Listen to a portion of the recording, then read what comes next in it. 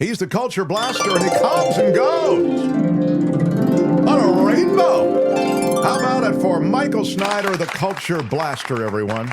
Happy 10th day of Christmas, everyone. I know we haven't spoken since Christmas Eve when we did our very special that's right. holiday edition of the Mark Thompson Show, Culture Blast. Mm-hmm. And it is the 10th day. We have a couple more before we get to the Feast of the Epiphany and the beginning of Carnival season, which is very dear to me as an honorary New Orleanian. But I want to wish a Happy New Year to all. Kim, sending much love to you and your family. And many thanks, as ever, to the audience, especially the regulars in the chat, who are some of the smartest, wittiest, coolest, most supportive folks out there. And that goes beyond just the contributions they make. I mean, hell, I contribute to the show week after week after week, watching these movies, coming in here and dealing with all this crap. You do. It's asked, is Hanukkah over? Yes, Hanukkah and Kwanzaa are both over. So again, Happy Chanukah. Okay, we're stretching things to the 10th day of Christmas.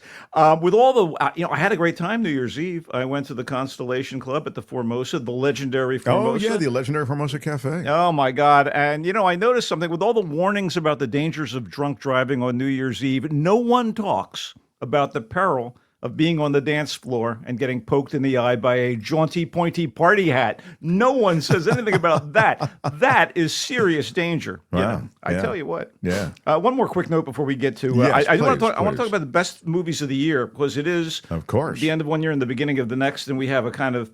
The critics have a mandate. We have to do this. No, every it's year. true. We ask all you critics to make your top 10 list, whatever it is. Yeah. So anyway, I was enjoying Friday Fabulous Florida, as I do most weeks earlier. And when I came up with a great reality show concept after seeing what that DUI woman looked like. Are you ready? Married with mugshots. I love it. We pulled these miscreants together, maybe conjugal visits. I don't know. And we video the whole thing. I see I see an Emmy in our future. Wow. Okay. We can either do shorts. It's nice to have a plan anyway. I know. We could do shorts about what's new, and then we'll get to the best of the year. We'll kind of keep people on tenterhooks. Let's quickly You're go the boss. through. Albert, you have the art that he needs for this segment? I'm just checking with my darling Albert. I presume you do. So let's proceed. Hope, yes. I have all. There's a long list today. These are quickies first. What's opening or what's recently opened that we didn't get to? Let's kick it off with thank you. Okay, go with ahead. The Damned, which is a horror movie of sorts. The Damned, not the punk rock band, nor the 1969 movie about the rise and decadence of the Third Reich in Germany, although that, which was directed by the esteemed Italian filmmaker Luchino Visconti, is a masterpiece, but instead, The Damned, which is directed by, I believe, by an Icelandic director with English language speaking leads and supporting players, is a chilly, atmospheric horror movie set in the 19th century at a fishing village of sorts. It's a fishing outpost on the edge of a frozen waste of, I guess, northern sea. And a widow there is in charge of this boat. Her husband had run the fishing camp and died, and so she's now in charge of these guys, and things are getting pretty brutal. And a ship sinks off shore, and they don't go out to rescue anybody, and then they're haunted by something or other. I don't know. It's there are Icelandic superstitions and the suggestion of vengeful ghosts, and people are turning on one another, and it's got claustrophobic. Yeah, there's a lot of outdoors and snow drifts and what have you, and frozen wastes, but it's still it's got that remember The Thing? Sure, of the course. one with absolutely. That's one of my favorite the one with movies. Kurt Russell, Absolutely. the remake of the 50s. John Carpenter. Yeah, it's got that kind of, you're stuck in the frozen wasteland and something's wrong. Is it as good as John Carpenter's The Thing? Nah. But it definitely has its moments, and the young actress Odessa Young as the widow Eva is real good. And the director Thorder Paulson, and he co-screenwrote with is that a thing? Screenwrote with Jamie Hannigan.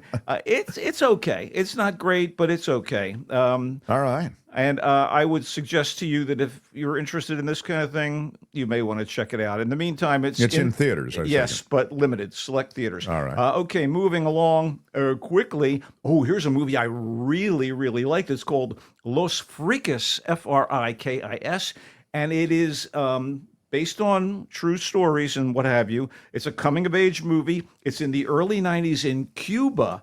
And it's about this kid. He's 18. His name is Gus or Gustavo, and his brother Paco is in a punk band, and he's a rabble rouser and a troublemaker. And food is so scarce in Cuba in that era that in order to get 3 meals a day and comfort, some people actually infected themselves with the AIDS virus and then were then sent to sort of makeshift sanitariums where they were cared for. Wow. And Paco and his punk bandmates decide they're going to do that. So they inject themselves with tainted blood.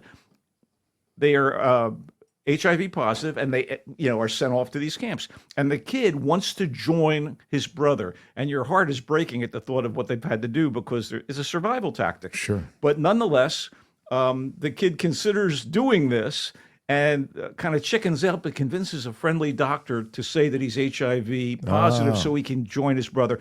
There's a lot of hard-edged rock and roll. The kids are listening to radio broadcasts from the States and, rocking out. They have their own little band at this kind of sanitarium community.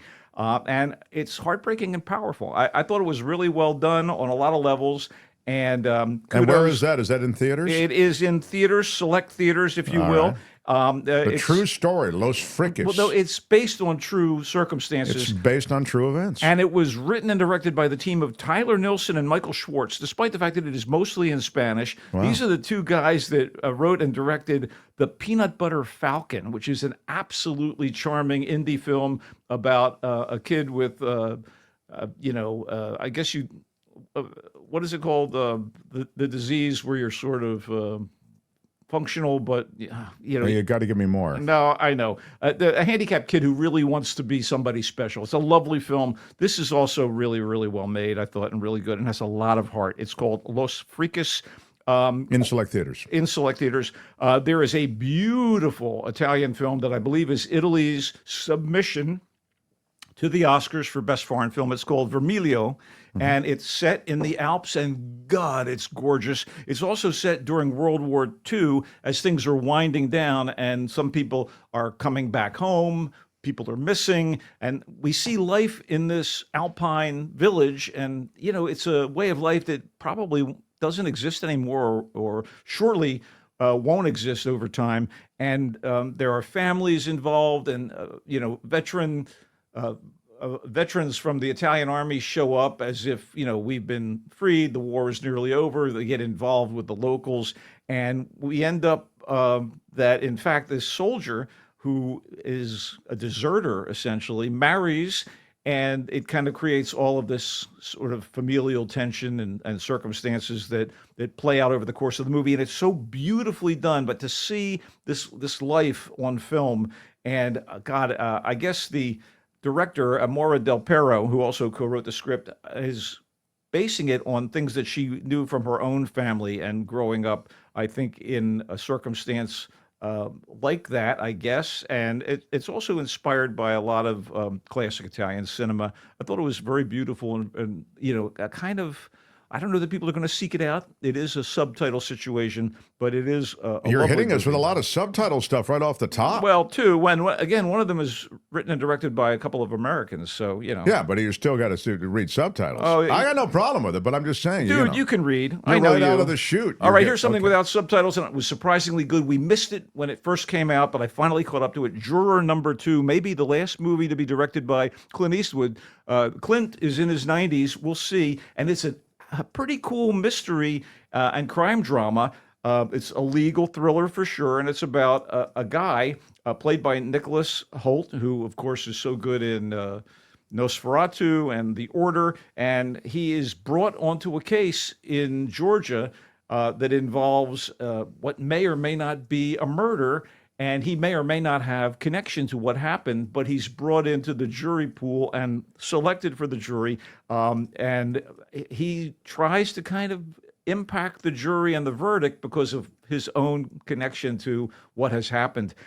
He is joined, playing one of the lawyers handling the case, the wonderful Australian actress Toni Collette. Toni Collette, thank you kindly.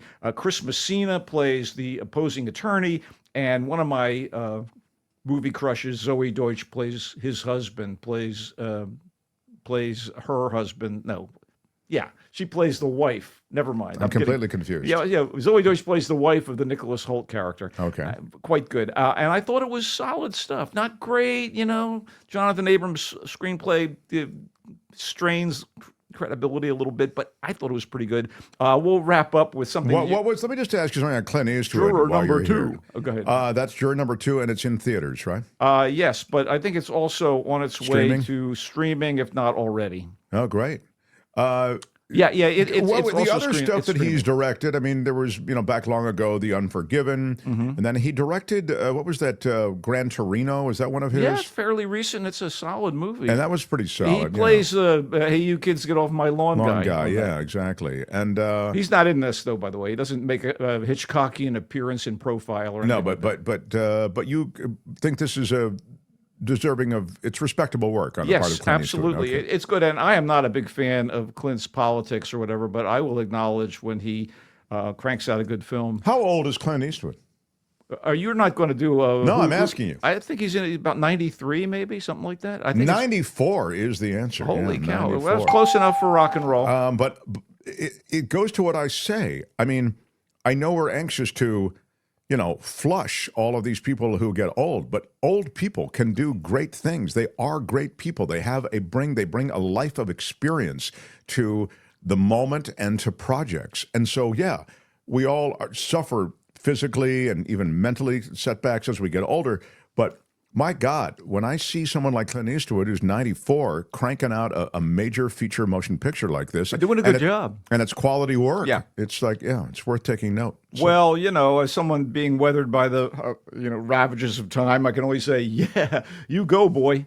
All right. In terms of one more little new thing, newer than Juror number 2, which has been around for a month or more, I do want to talk about, in passing, Kunk on Life. The Kunk series on Netflix features an actress by the name of Diane Morgan playing a dim but pretentious, I'll call her a Dunning-Kruger poster girl named Philomena Kunk, who is interviewing people and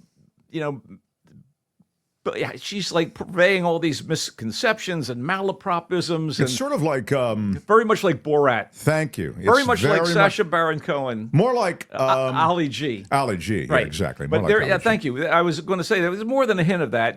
Those clueless interviews of significant people throwing the subjects into the quandary. And so Morgan does this, and she is assisted along these lines by the creator of Black Mirror, Charlie Brooker.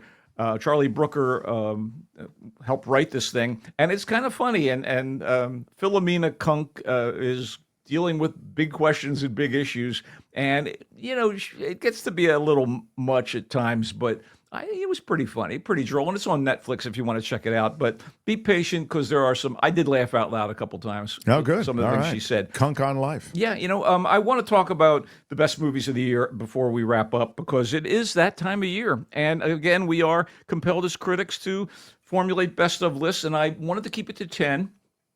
And this was a great year for like neo film noir movies, and some of them just didn't make the cut, and I loved them. So they're honorable mentions. They got honorable mentions. Like Love Lies Bleeding, and Rebel Ridge is sort of a noirish movie. Oh, sure. I just feel like we can't boost everything, but I wanted to be as diverse as possible in my top 10, and all movies that I liked very much. There's quality here, and there's also like personal favorites, and I'll ramble through them. We've reviewed most of them here on the Mark Thompson Show.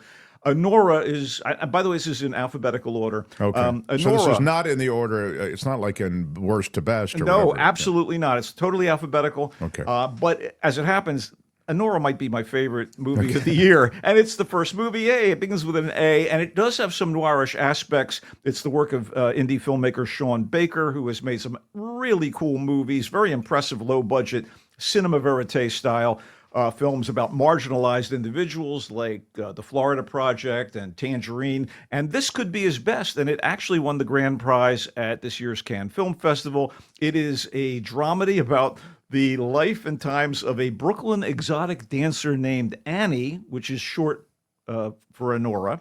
And she gets involved with this young slacker son of Russian oligarchs who is smitten with her and wants to marry her, despite, obviously the disparity in wealth and their lifestyles. And of course, she may be in over her head. There's aspects of chase and heist, and it's funny. And, is it in English? It is mostly in English. When a few Russians show up and start babbling, yes, you may have to read a subtitle. Okay, no, I get it. Good. But it's an English language. I love it. I remember you reviewing it here. I loved it. Yeah. And the heart and soul of this thing is a star turn from actress Mikey Madison as the title character. I had never really seen her, but apparently she was in a recent TV series. I think it was called Better Days, and I believe she played like the daughter of the main character or whatever. I just never caught her before. And in this, she is sexy and righteous and funny, and you can't take your eyes off her, Mark. Wow, that's great. Anora, we'll go back and double. Now I'm sure you can stream it. You can. The Brutalist comes in my top 10 easily. I know it's 3.5 hours long, and it's all about the odyssey of a brilliant Jewish architect named Laszlo Toth, whose name, of course, might be familiar because it was used by Father Guido Sarducci, a.k.a. Don Novello. Don Novello, in a very hilarious epistolary book called Letters from Laszlo, I think. And anyway, this fictional architect comes from Eastern Europe, and he survives the Holocaust by escaping to America. He wants to build a masterpiece. He needs the financial aid of a really rich industrialist. And it is a wonderful, albeit fictional, evocation of the immigrant experience. And it looks at creative obsession. It's sprawling. It's visually stunning. And I know 3.5 hours, there is an intermission at theaters, and I was lucky enough to see it in 70 millimeter. But at home, you're going to be able to pause it and take a break if you need to. The work of director and co-screenwriter Brady Corbett, who's done a couple other things.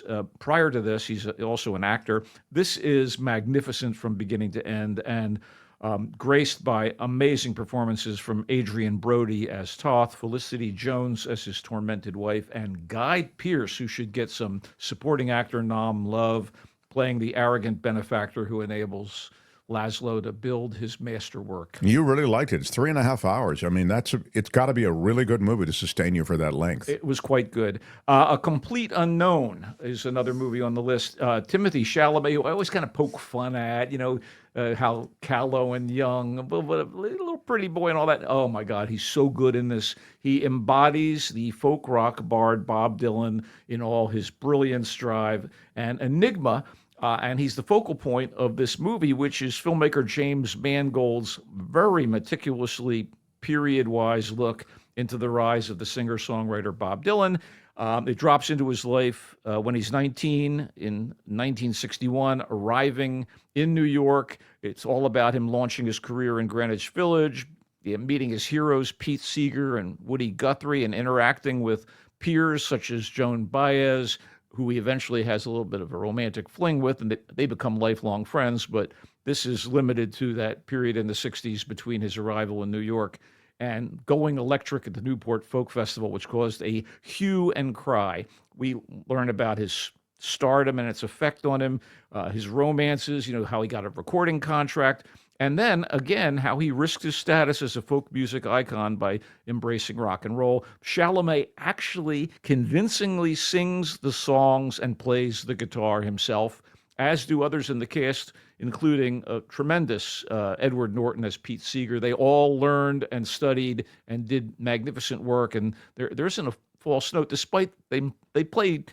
fast and loose with facts here. But, for instance, the love of his life at that time, they changed her name because Dylan thought it would, be an issue to call her Susie Rodolo, which is her name, and they renamed her Sylvia Russo, well played by the lovely Elle Fanning. I loved A Complete Unknown. Flo, not the waitress on Alice. Oh, yeah, that was right. But different Flo, Flow. Is my favorite animated film of the year. And you have competition from all of these studio franchises like, the Kung Fu Panda. Was there a Kung Fu Panda movie this year? Despicable Me 4 came out. Sure. And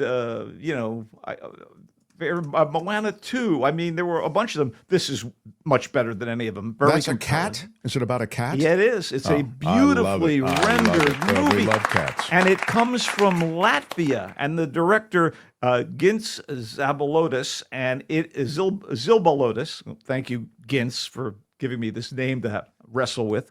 It is the wordless odyssey of a determined black cat who is trying to survive a flood that has put much of the world underwater. And in order to survive, our little feline hero has to climb aboard a boat carrying a group of different animals, including a crane, a lemur, and a capybara. And other desperate creatures covet the vessel, and the elements are an ongoing threat.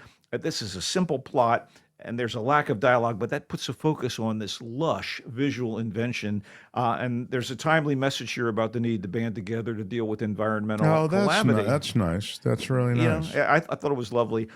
His Three Daughters, written and directed by Azazel Jacobs, is an insightful look at the strained family dynamic between three sisters, two connected by blood, the other adopted, who are facing the imminent death of their bedridden, semi-conscious father in the confines of his New York City apartment. So it's kind of like a bottle episode of a TV show. Everything is pretty claustrophobic. It's happening here. And these young women, or, aging women, they've never really gotten along as well as one might if one was a sibling.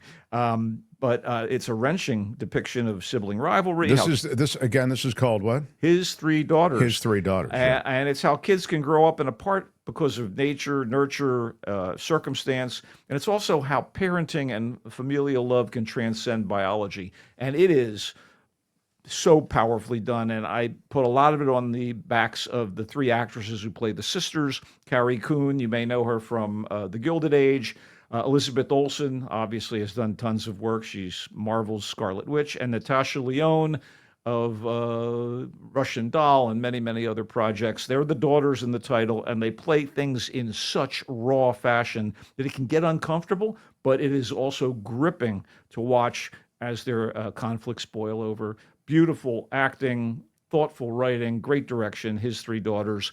My choice for the best of these film noir movies, is it the best? Maybe, I don't know. The Last Stop in Yuma County, tremendous crime thriller. Loved it.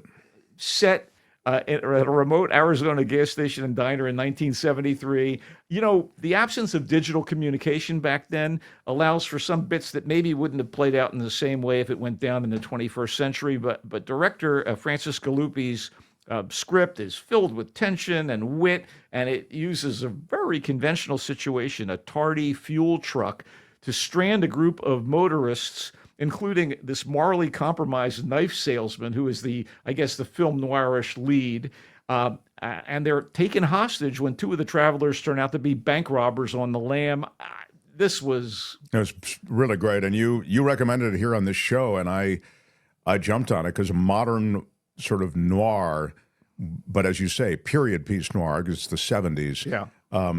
It really is intriguing. You liked it so much, and I watched it, and it is terrific. It is, and I don't know that it's going to be on a lot of top 10 lists, but it's on mine. The most high-flown, other than maybe The Brutalist, which deals with immigrant issues, the most high-flown movie on my list is probably Nickel Boys, which is inspired by true circumstances at a notorious Florida reformatory in the early 60s. It is an adaptation of Colson Whitehead's novel, which was inspired by these horrific circumstances, and it concerns a bright, motivated African-American teen who was arrested without cause by racist cops in 1962 and sentenced to the fictionally named Nickel Academy reform school, where the incarcerated are beaten and abused, and white students enjoy preferential treatment over black students, even as the civil rights movement is playing out and gaining steam. Ramel Ross directed and co-wrote the screenplay. Uses this surprising narrative approach that shifts between the Jim Crow South and a more contemporary setting. Great cast. It's a significant drama of survival, worth your time. Nosferatu is Robert Eggers' new version of the immortal vampire tale. And this is the auteur whose movies The Witch and The Northman positioned him as a master of dark cinema. In this movie, like the villain in Bram Stoker's Dracula, Count Orlok, played by Bill Skarsgård, Pennywise the clown in It, Count Orlok is an evil but seductive supernatural being who dwells within the depths of a desolate Eastern European castle during the 1800s. And this vile monster invades the dreams of an innocent young woman played by legacy actress Lily Rose Depp, daughter of Johnny. He covets her, then maneuvers to get up close and personal with her through her husband, again, Nicholas Hoult, who has apparently, rocked the world with his acting this year. He endangers both the couple and their friends with really frightening consequences. It's got this bleak, artful, gothic dread that's coming down. And also, there's an appropriately creepy Willem Dafoe here as an expert on vampires. And, oddly enough, Dafoe starred in a movie called Shadow of the Vampire, where he played Max Schreck, the actor who portrayed Nosferatu in the original silent film. So there's a weird connection here. That is eerie. But Nosferatu, powerful, again in my top 10. And let's wrap up with two more. Strange Darling, lean, mean, and very cool. Strange Darling involves a serial killer on the loose in the boondocks. And it gets rolling when this really rugged guy is on the verge of getting busy with a cute gal. But things don't quite go as you would expect in your typical slasher movie. I don't want to ruin anything. I don't want to spoil anything, but the story is told in a very confident, original way by the writer-director J.T. Molnar. Everything gets wilder and wilder as it goes on, and crucial to its success are the first-rate lead actors, Willa Fitzgerald and Kyle Gallner, especially Fitzgerald. Like Mikey Madison, I'd never seen her work before, and I was like, who is this? And you get veterans Ed Begley Jr. and Barbara Hershey providing support as a hippie couple living quietly amid nature's splendor. Let's wrap up. The Substance is the 10th on the list.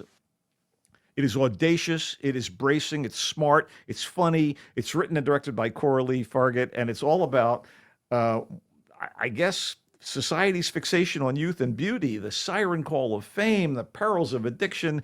It is pointed social commentary and dark comedy. Here's the essence of it. Due to slipping ratings and aging television aerobics queen, think Jane Fonda-ish.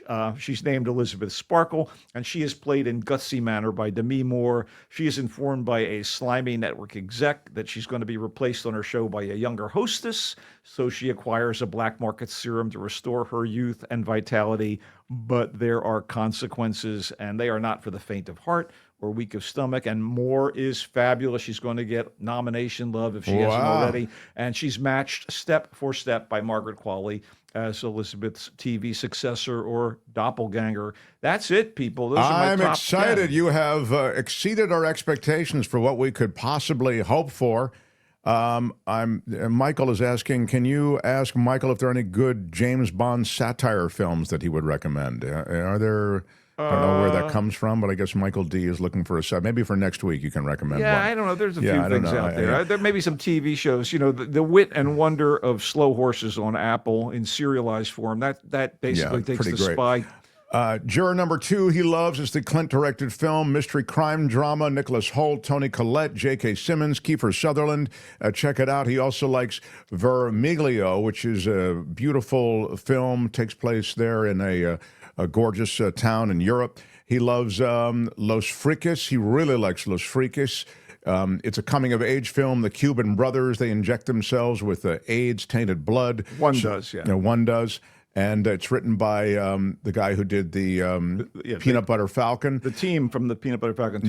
And The Damned was the horror movie of sorts that he really led off with. You really liked that. I liked it, Yeah, you really liked that. Well, that was more than we could ever have expected, Michael. It was dreamy. It was terrific. I felt you really hit the ball. I'm looking forward to a whole year of you hitting the ball. Well done. I'm at the plate, and speaking of the plate, let's pass the plate, everybody. Don't forget the Mark Thompson Show relies on your contributions. Hey, speaking of which, if anybody wants to sponsor the Culture Blast every Friday, get in touch with Mark. Culture Blaster could use a sponsorship. I could. Let's quickly mention that if you want to read Michael, because if you think listening to Michael's great, you got to read his stuff. TheVoiceSF.org. TheVoiceSF.org. Read his musings. Experience the greatness of the Culture Blaster. Michael, we love you. He comes and goes on a rainbow. Bye-bye, Michael. Happy New Year, everybody. Yeah. Hi, it's Mark, and I thought that was great. Hit the notification bell, you'll know whenever there's a new video being dropped, and please subscribe to our channel to help us save the universe.